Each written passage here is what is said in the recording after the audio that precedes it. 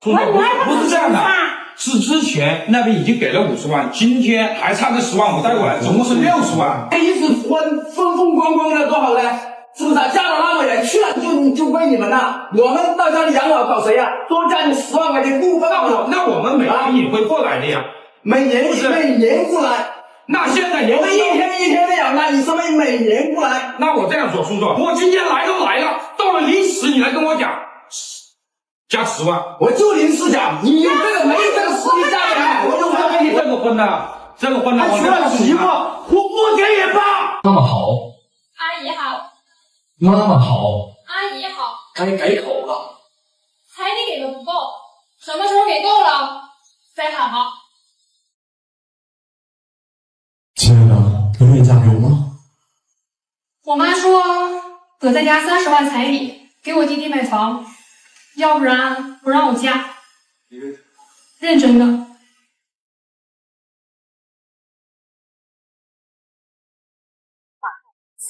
怎么了？没有红包不行，你还要红包呢？你现在要60万过来。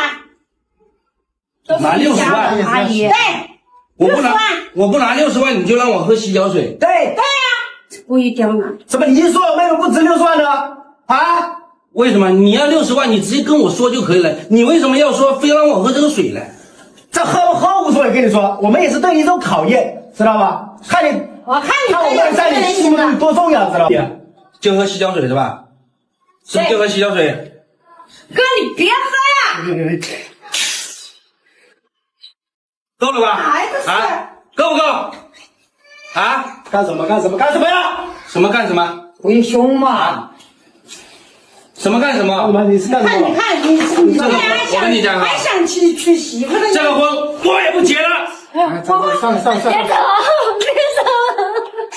妈，都怪你们！看吧，都怪你给我逼我的，逼我这人的。你放手！你别走啊！放手！你哭也是让你哭的。都怨你们！那么胖的有什么好扯的？留着干什么？我喜欢的嘛，关你们什么事嘛？都是你们给逼的。太过分了啊！过不过分？不到16万8，今天谁也别想走。泡泡，咱们都谈好了的，林老师还加钱，成什么了？说话没有？我们这边抽手到底给不给？不给。问你像不像？不像。下来。我说的什么？说15都不像。下来，下来吧，下来。你见过这样？结个婚都这么小气，你以后去他家怎么过？买个衣服拿来成全你也毫不继续再纠缠，也许这样算是一种破碎的圆满。只是枯萎的野草怎配得上玫瑰花，我在北方的冬夜留不住你的盛夏，我变成了你口中不愿提起的他，而你成为我心中的一道疤。只是枯萎的野草怎配得上玫瑰花，我拼尽全力也没能给你想要的家，我在回忆的漩涡里不断的挣扎，那撕裂的伤口还没结痂，任眼泪冲刷。之前说好的28万是吧？我们家已经给了你们家了，但是现在你今天又让我再加20万，你说我们一个农村人怎么可能一下子拿出20万来？而且之前都是说好的呀。之前说好的没错，你给了28万也没错。但是现在水涨船高了，知道吗？什么都在涨价，我女儿也涨了，是不是啊？你看我女儿个都长开了，钱不涨不行吗？再说了，我儿子也说好了，人要38万，那我咋整啊？我得拿这个钱去补啊！对啊，你不给我这个钱，我怎么娶媳妇啊？对啊，要不然我二弟的婚事这个钱从哪来啊？就是啊，难道我出吗？我也没钱，是吧？不是阿姨，那之前说好的28万，你看我们农村人凑点彩礼也不容易，你看有几万块都是给那个邻居啊亲戚借的，是吧？你让我们一个农村人一下子再加20万的彩礼，那我实在是没办法呀。如果说我有的话，我肯定都可以给你们家，而且他结婚的话，凭啥让我来给你们家出这个彩礼啊？不合道理好不好？你这话说的就不对了。婆婆，为什么小姑子结婚现在彩礼这么高？我当初跟玲玲结婚的时候，你才给我3万8呀。所以嘛，你打什么岔啊？现在是聊这个事情的时候吗？现在是妹妹要结婚了啊，彩礼要涨价，你瞎看了什么？别说话。你看看，你也看到了吧？之前他们什么也没有，现在咱一点一点涨，一点一点的涨，我有啥办法？咱们得随行就市，知道吧？得跟上大形势。再说了，你看你长得怎么样？你家庭怎么样？看我们家怎么样？看我女儿怎么样？来，妹妹站起来，你看。对呀，你看你看看这现在这腿这么长，嫁过去之后能改善你们家基因。你祖上你鸡多大能全让我妹妹这样的人啊？多要点彩礼怎么了？长得再怎么好，再怎么高，这个是吧？那说好的就按说好的来呗。你突然一下子让我再加20万，而且说难听一点，他也快30好几了吧，是吧？整天在家里面啥也不做，啃老。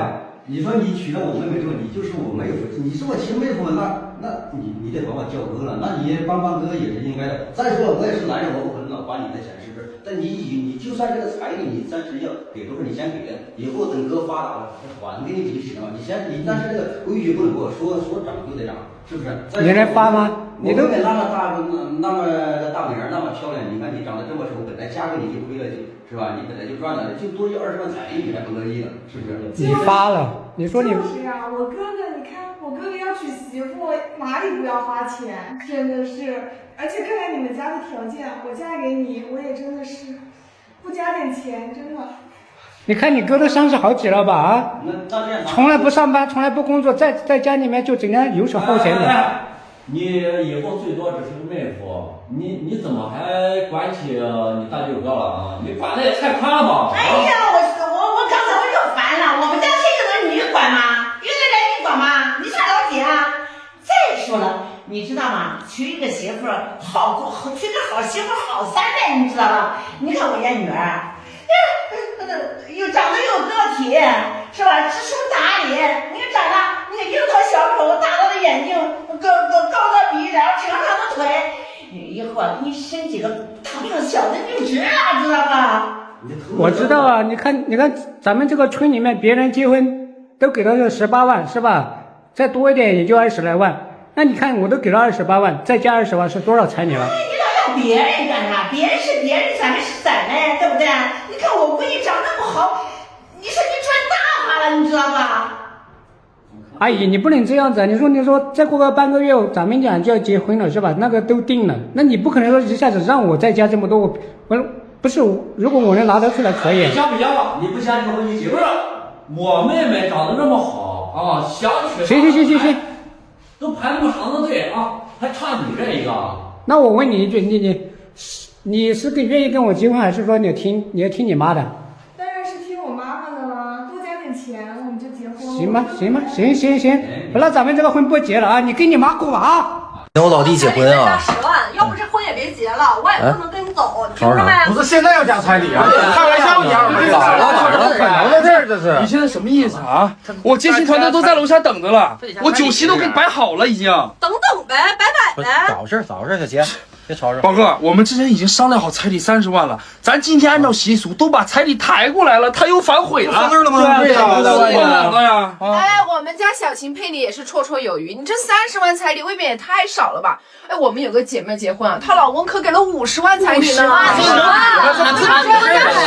你这再加10万，表个诚意咋的了？就是为了办这次婚礼，我东凑西凑，已经花了不少钱了，我上哪拿10万出来呀？那我不管啊，这次婚礼你们家不是准备了不少钱吗？你拿出来10万给我不就得了吗？哎，那我不得留着一会儿给摄影摄像、化妆师、酒店啥不都得结款吗？哪还有多余的钱了？那想办法呗！你跟我说什么呀？你一个大男人连10万块钱都拿不出来，丢不丢人？丢不丢人啊？太过分了！别吵！哪有这样的？说话这次办婚礼，你们家订的都是最好的酒店，酒席也是最高餐标，都没有跟我商量，光你家人来了就来了40多桌。我说什么了吗？啊？还有婚庆公司、化妆师、摄影摄像，这些都没问过我们家，就找最贵的。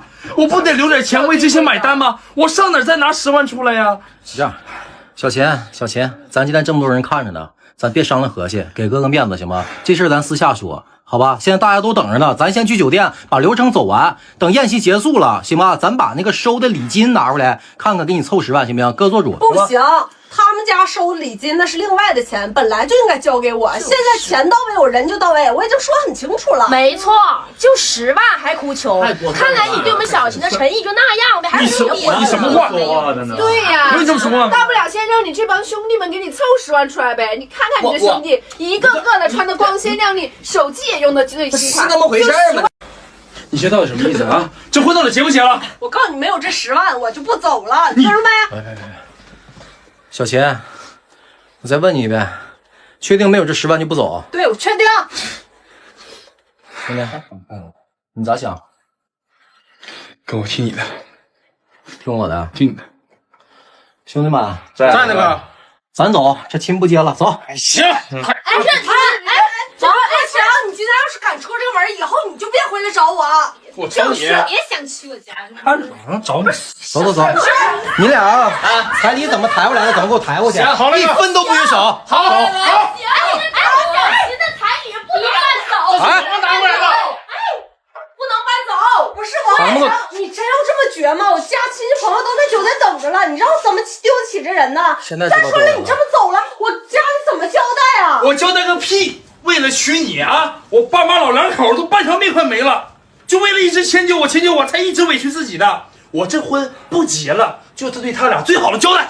走，咱就这么走了，不损失大了吗？酒店都准备上菜了，都。咱损失啥了呀？酒店是他们家订的，咱连定金都没交。咱婆家人都在楼底下车队呢，车队是咱自己兄弟凑的车，咱就损失点油钱呗。现在酒店到场的都是他们娘家人，是吧？让他们自己付酒席钱，咱也不去就完了呗。哎，大哥，今天大喜日子，你消消气啊！对，你看我们婚庆公司来了，那个我们账找谁结啊？是啊，哥。这不是你们跟你们有啥关系啊？你们还能咋办呢？谁找的你们就找谁结账去啊！这婚结不结跟你们没关系，你们活是不是干完了？干完了，谁找的你们找谁结账？没结账啊，哥！走，晚了，咱走。让他们走，我还不信任你，我们姐妹找不到好男人了。对，我们小秦说的是男人，你们把彩礼给我们呀！不是你们啥意思？18万8彩礼不是给你们了吗？你们现在啥意思？不下车啊？这我妹妹嫁到你家，你就多给8万8咋了？她不值这个价吗？你是不是诚心娶啊？不是，但是要讲诚信嘛，18万8说好的，你这现在要冒个下车礼，你我这么多奔驰、宝马、奥迪啥的到位了，对不对？这样整咋得了啊？那你这奔驰、宝马、奥迪都到位了，那你也不差这8万8吧？你看我那帮亲戚在你3楼大院厅全部等好了，对吧？结果你等不到新娘子怎么办？你大喜之日，你今天一点这好办啊，肯定要给啊。不是，对呀，就红包8万8就完事了呗。小丽啊，你看今天是对吧？你作为新娘子，这个你得帮忙说说话呀，对吧？但是也要听我姐姐跟我妈妈的呀。听你姐姐跟你妈妈的。对呀。咱俩在一起几年，你听你姐姐妈妈的？结婚这么大的事儿，当然要听他们的了。对呀，我们是娘家人，肯定要听我们的呀。那完蛋了，这结个婚，诚信都没有了。你说这话什么意思？难道我不值这么些钱吗？那要不这样吧，今天这个婚我不结了，把18万8彩礼退给我吧，行吧？是你自己说的不结了，怎么还退？我不结了，行不行？我不结了。这彩礼肯定是退不了，你就咱就别讲那些没用的了，你直接就给8万8娶回家了呗。不可能的，我现在那18万8我都是这吧，拆东墙补西墙凑来的，你这再弄的话还得了啊？这本来赚个钱就不容易。不是，我知道你家有钱，就别不差那8万8了，就8万8就真不是，我跟你讲，那8万8赚钱真的不容易，你以为跟天上掉下来的呀？啊，赶紧的吧。那我们结了婚以后，不还可以再赚回来的呀？赚不回来，没有了，没得赚了。以后要不这样吧，以后你赚钱行吧？你帮我一起还。那你是大男人啊，你怎么好意思说出这种话？哎呀，那既然这样的话，那这些花我只能拆掉了啊，这个婚结不了了。找你的亲戚朋友借一点呢。不讲诚信啊！你这3楼不都是你家亲戚朋友吗？我现在上去宣布，我说我不结婚了，行吧？你自己站在你的角度想想吧，那你这多没有面子，都已经办这么大了啊！不用想什么想啊！就随便凑一凑就凑够了呗。不好，不是我上去就是这样说，我说我那女方要下车礼，不下车啊！你看你怎么办？这谁结婚不都有下车礼的吗？不是阿姨，谁说的下车礼啊？这么舍不得啊！哎呦，算了，你们这女人哈，不要也罢，18万8退给我就行了，不跟你废话了啊，不跟你们废话。这说的什么话呀？真是还有这样整的，你说这不要脸，脸皮可比这胎还厚，你看啊！你不给我也不下车。你不下车是吧？那你这坐着吧啊！我把我亲戚全叫下来一会儿，叫下来看看啊！叫下来我也不下车。叫下来给你鼓鼓掌。真是见鬼！你自己的亲戚一个没看到，就来这么2个人。是你给不起下车礼啊，又不是他不嫁。好吗？ Looking back at the entire story, perhaps the most thought-provoking issue is not whether the bride price is high or low, but the fact that previously agreed terms were repeatedly changed just before the marriage. In the video, there is a case where the two families initially agreed on a bride price of 280,000 yuan. But afterward, the bride's family demanded an additional 200,000 yuan. Meanwhile, people in the story said that the common bride price in their village was only around 180,000 to 200,000 yuan. This means that after adding the extra demand, the total could reach 480,000 yuan, an enormous financial burden for a rural family. In another situation, both sides had agreed on 300,000 yuan, but on the wedding day, an additional 100,000 yuan was suddenly demanded. More notably, the groom's side said they had already prepared the hotel, wedding services, makeup arrangements, and more than 40 banquet tables for the bride's guests. With everything already prepared, a last-minute demand for another 100,000 yuan was enough to put the entire wedding at risk of collapse. In another case shown in the video, the groom had already paid 188,000 yuan in bride price. Yet he was still asked to provide another 88,000 yuan before the bride would even get out of the car. The figures of 88,000, 100,000, or 200,000 yuan here are not simply about money. When these amounts appear at the last minute and become conditions for a marriage to continue, the issue changes from a discussion about bride price into a question of trust, respect, and boundaries between two families. A marriage may require financial preparation to build a future together, but when love is placed on a scale and measured by constantly increasing financial demands, even a wedding that has been prepared down to the final moment can lose its meaning. What makes viewers question the situation is this. If two people truly love each other, where should a reasonable limit for the bride price be? And when both families become too deeply involved in the couple's decisions, are the bride and groom ultimately the ones who suffer the consequences? What do you think? In situations like these, should the man continue trying to meet the demands in order to save the marriage? Or should he walk away once the original agreements are no longer respected? Please share your opinion in the comments, because every perspective can help us better understand the very real pressures behind a wedding. Thank you very much to everyone who stayed with us until the end of this video. If this story gave you something to think about, please share the video and continue following us for more stories about life, family, and society in China. Thank you all for your support, and we'll see you again in the next video.